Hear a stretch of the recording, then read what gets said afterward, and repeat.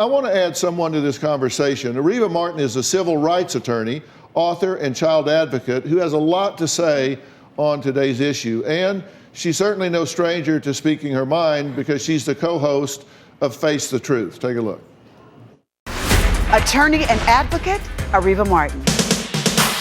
You put your hands around her neck, and where I sit as a lawyer, that's a form of domestic violence. You don't have to be a victim. You can stand up for yourself, and not only for yourself, for those two kids.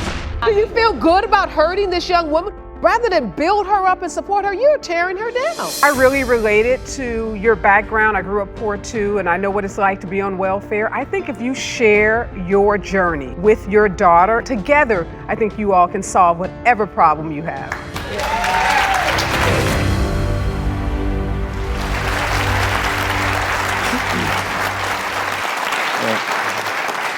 Now, in the interest of full disclosure, I am executive producer of Face the Truth, so I'm not completely objective about that, or Areva Martin, who I absolutely love.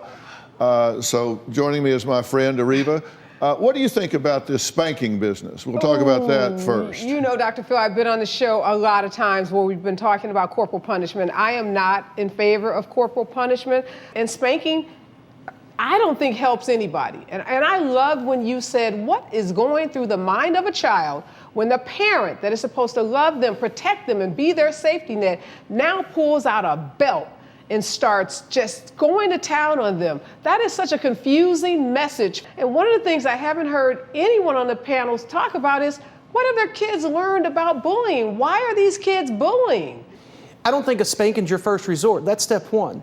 They've taken it 3 or 4 steps further before we resort to this type of punishment. It's not like... But you're saying that you do it to suppress the behavior. You're doing it to push the behavior down, to stop it. I'm trying to step up and go, look, this has to stop now. What we saw in the video with the mom whipping the kid with a belt, I didn't see any gradual, 12-step program where she first started something that was less violent. So she did steal a car. She didn't write him a letter and say, please steal my car. He stole a car. I'm pretty sure there was something before. We didn't hear any communication. We didn't hear any efforts to try to get at why is the kid stealing the car. That was the child that's been spoiled. He hasn't been spanked. I'd like to address your question real quick. You asked if they've learned anything.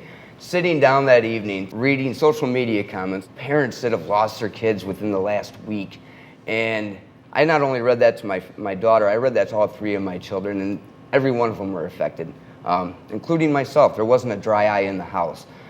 So yeah, she did learn her lesson, very much so. She learned empathy for other people and how words hurt and how deep they cut and the effects that it has on people. And I would say you just made my case. It was that communication, that effective parent-child communication, which all the studies show makes the biggest difference in how kids behave.